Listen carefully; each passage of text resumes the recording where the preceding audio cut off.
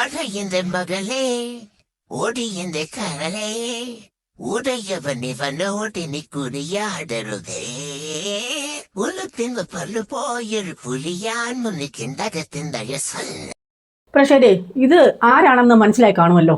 കൂടത്തായി കൊലപാതകത്തിലെ പ്രതിയായ ജോളി എന്ന് പറയുന്ന ഒരു ആളുടെ വീഡിയോ ആണ് നമ്മളിപ്പോൾ കണ്ടത്.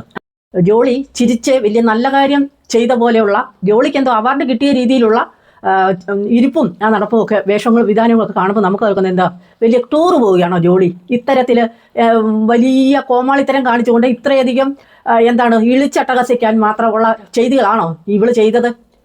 നമുക്കറിയാം, കൂടത്തായി കൊലപാതകം 2002 മുതൽ 2014 വരെ ഉള്ള കൊടും ക്രൂരതകൾ ഇവൾ എന്തെല്ലാമാണ് ചെയ്തിരിക്കുന്നതെന്ന് നമ്മളാരും മറന്നിട്ടില്ല.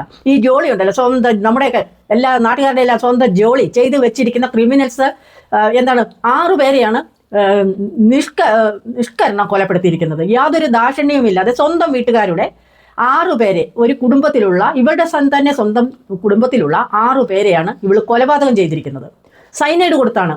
അല്ലേ, നമുക്കൊന്നും ചിന്തിക്കാൻ പോലും പറ്റാത്ത രീതിയിലുള്ള ചെയ്തികളാണ് ഈ ജോളി എന്ന് പറയുന്ന കൂടത്തായി കേസ്.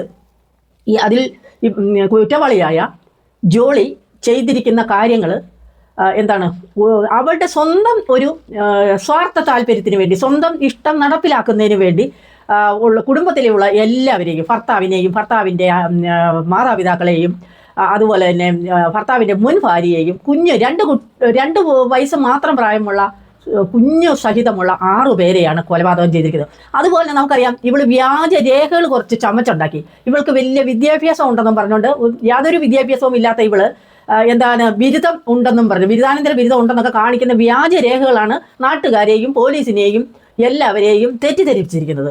അതുപോലെ സൈനൈഡ് കയ്യിൽ വെച്ചു വർഷങ്ങളോളം ആസൂത്രണം ചെയ്തുള്ള, അതായത് ഒരു ആസൂത്രണത്തോടു കൂടിയുള്ള ഒരു കൊലപാതകം, വർഷങ്ങളോളം ആസൂത്രണം ചെയ്ത് നടപ്പിലാക്കിയ ഒരു കൊലപാതകം. അപ്പം അതുപോലെ സ്വത്തിന് വേണ്ടിയായിരുന്നു. ഇത് ഏറ്റവും കൂടുതൽ നമ്മൾ ശ്രദ്ധിക്കപ്പെടേണ്ട നമ്മളെ അതിശയിപ്പിക്കുന്നത്, അവളുടെ പേരിലേക്ക് സ്വത്ത് മാറ്റിക്കിട്ടുന്നതിന് വേണ്ടി, അല്ലെങ്കിൽ അതുപോലെയുള്ള വ്യാജ രേഖകളാണ് ഇവൾ ചമച്ചിരിക്കുന്നത്. കൊലപാതകങ്ങൾ 6, 1 2 അല്ല, സ്വന്തം കുടുംബത്തെ 6 കൊലപാതകങ്ങൾ ആണ് ഇവൾ ചെയ്തിരിക്കുന്നത്. അവളാണ് കയറി വന്ന് പോലീസുകാരോട് ചിരിച്ചു കളിച്ച് ജീൻസും ടോപ്പ് കെട്ടി ഇളിയ, അവിടെ ഇളിയായി ഇരിപ്പും ആ വേഷവിധാനങ്ങളും ഒക്കെ കാണുമ്പോൾ നമുക്ക് തോന്നുന്നത് എന്താണെന്നറിയോ, ഭാരതരത്ന അവാർഡ് മേടിച്ചിട്ടേ കിട്ടിയിട്ട് അവാർഡ് മേടിക്കാൻ വന്ന് സ്റ്റേജിലിരിക്കുന്ന ഒരു ഇതുണ്ടല്ലോ, അതിനേക്കാളും ഭയങ്കര രീതിയിലാണ് ഇവരുടെ ആ ഇരിപ്പും ഭാവവും ഇളിയൊക്കെ കണ്ടാൽ പോലീസുകാരോട് അവൾ ഇളിച്ച് വർത്താനം പറയുകയാണ്. അപ്പോൾ ഇതിൽ നിന്നൊക്കെ നമുക്ക് മനസ്സിലായി, അപ്പോൾ ഇത്രയ്ക്ക് ഉള്ളൂ എന്നുള്ളത് നമുക്ക് ഇതിനകത്ത് നിന്ന് മനസ്സിലാകുന്നത്. അതായത് നമ്മുടെ നിയമം എവിടെയാണ്, ഈ ഒരു വീഡിയോ കാണുമ്പോൾ നമുക്ക് മനസ്സിലാകുന്ന കാര്യം, നമ്മുടെ ആ നിയമ സംഹിതയിലെ നമ്മുടെ നിയമം, ആ നിയമത്തിൻ്റെ ആ ഒരു നിയമത്തിലുള്ള വിശ്വാസമാണ് നമുക്ക് അവിടെ നഷ്ടപ്പെടുന്നത്.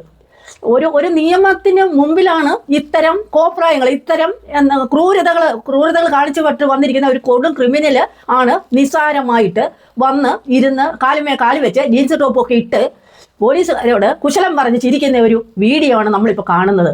ഇപ്പോൾ ഇതിനൊക്കെ നമ്മൾ എന്താണ് പറയേണ്ടത്? നമുക്കൊന്നും പറയാനില്ല എന്നുള്ളതാണ്. നമുക്ക് പറയാനൊരു കാര്യം നമുക്ക് വരുമ്പോൾ നമുക്കത് പറയാൻ പറ്റുന്ന ഏതാണ്? കുറച്ച് കാര്യങ്ങൾ നമ്മൾക്ക് പറയണമെങ്കിൽ പറയാനുള്ള ഒരു ടെൻഡൻസിയെങ്കിലും നമുക്ക് ഉണ്ടാകണം. ഇത് കാണുമ്പോൾ യാതൊരു ടെൻഡൻസിയും തോന്നില്ല, കാരണം ഒന്നും പറഞ്ഞിട്ട് കാര്യമില്ല എന്നുള്ള വിവരം നമുക്കറിയാം. അപ്പോൾ ഇത്തരത്തിലാണ് നമ്മുടെ നിയമവും നിയമവ്യവസ്ഥിതിയും നമ്മുടെ രാജ്യത്ത് നടപ്പിലാകുന്നത് എന്നാണ് നമ്മൾ ഇപ്പോൾ ചിന്തിക്കേണ്ട ഒരു വിഷയം തന്നെ. ഇത്തരം കൊടും കൊലപാതകങ്ങൾക്ക് തക്കതായ ശിക്ഷ എങ്കിലല്ലേ മറ്റുള്ളവർക്ക് ഇത് കാണുമ്പോൾ അത് ചെയ്യരുത്, അല്ലെങ്കിൽ അത് തെറ്റാണ് എന്ന് തോന്നിപ്പിക്കുന്ന വിധത്തിലുള്ള ശിക്ഷ വേണ്ട ഇവർക്ക് കൊടുക്കാൻ. അപ്പോൾ ഇവരുടെ ആ ശിക്ഷ ഏത് രീതിയിലാണെന്നുള്ളവരെ നമുക്ക് മനസ്സിലാക്കാൻ സാധിക്കും.